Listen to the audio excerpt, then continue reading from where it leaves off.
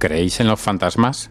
¿Y si os dijera que hay un caso documentado de un espíritu que ayudó a esclarecer su propia muerte y a condenar a su asesino? No se trata de una película de terror, sino de un hecho real que ocurrió a finales del siglo XIX en Estados Unidos. Os presentamos la increíble historia del fantasma de Greenbrier, una mujer que resolvió su propio asesinato.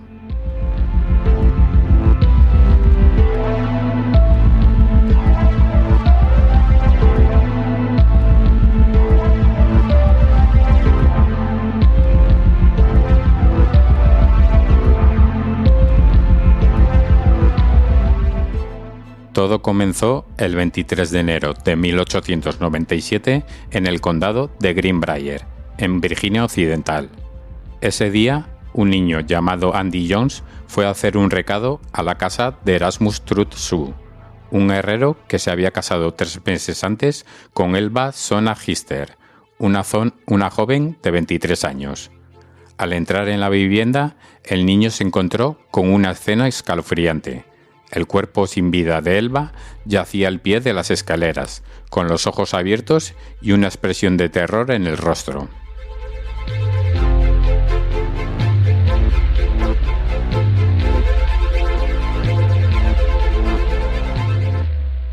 El niño salió corriendo a avisar al médico local, George Knapp, pero antes de que éste llegara, Sue ya había trasladado el cadáver de su esposa a la cama. La había vestido con un traje de cuello alto y la había cubierto con una sábana. Sue se mostró muy afectado por la muerte de Elva y no dejó que nadie se acercara a ella, ni siquiera el médico, que apenas pudo examinarla superficialmente. Knapp dictaminó que la causa de la muerte había sido un desmayo eterno, provocado por problemas femeninos, una explicación vaga y poco convincente.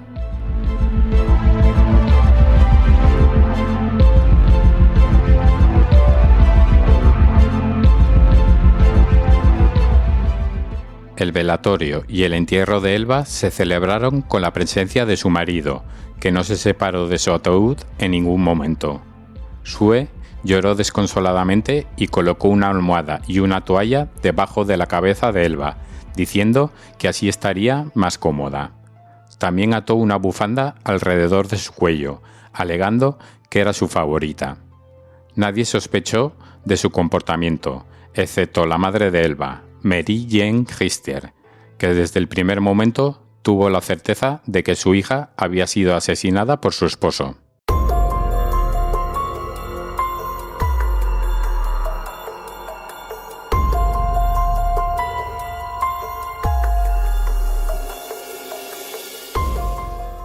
Mary Jane no tenía pruebas para acusar a Sue, pero sí una revelación sobrenatural.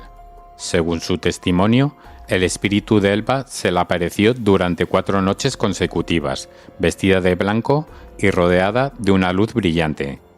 El fantasma le contó a su madre que Sue era un hombre violento y celoso, que la maltrataba y que la había matado al romperle el cuello al descubrir que no había preparado la cena esa noche. Para demostrarlo, el fantasma giró la cabeza hasta quedar de espaldas, mostrando la terrible lesión que le había causado la muerte.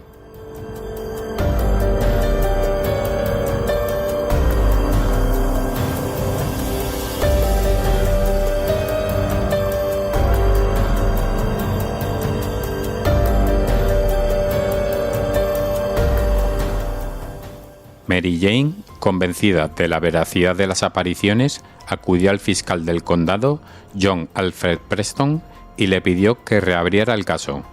Aunque al principio se mostró escéptico, el fiscal accedió a exhumar el cuerpo de Elva y realizar una autopsia.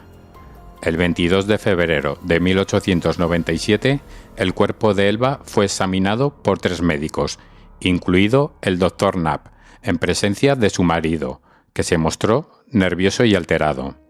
Los médicos encontraron evidencias de que Elva había sufrido una hemorragia interna, que tenía moretones en el cuello y que su tráquea estaba aplastada. Además, descubrieron que su primera y segunda vértebras cervicales estaban fracturadas y que los ligamentos estaban rotos. Estas lesiones eran compatibles con la versión del fantasma de que había sido estrangulada.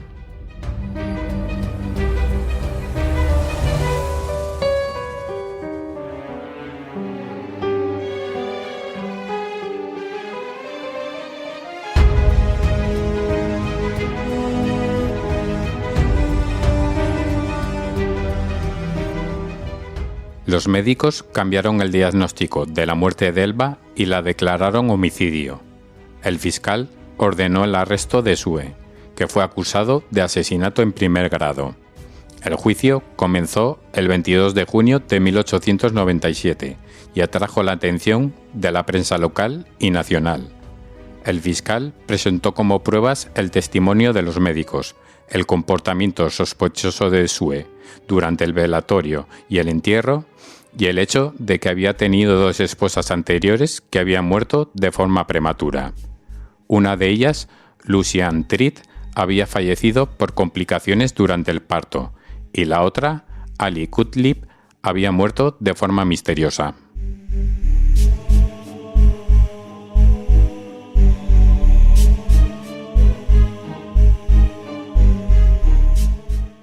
Sue se defendió alegando que era inocente y que amaba a Elba. Su abogado trató de desacreditar el testimonio de Mary Jane, alegando que era una mujer supersticiosa y que sus visiones eran producto de su imaginación o de su deseo de venganza. Sin embargo, la madre de Elba se mantuvo firme en su relato y aseguró que había visto a su hija con sus propios ojos. El jurado, compuesto por 12 hombres, deliberó durante 1 hora y encontró a Sue culpable de asesinato. Lo condenaron a cadena perpetua, aunque el fiscal había pedido la pena de muerte.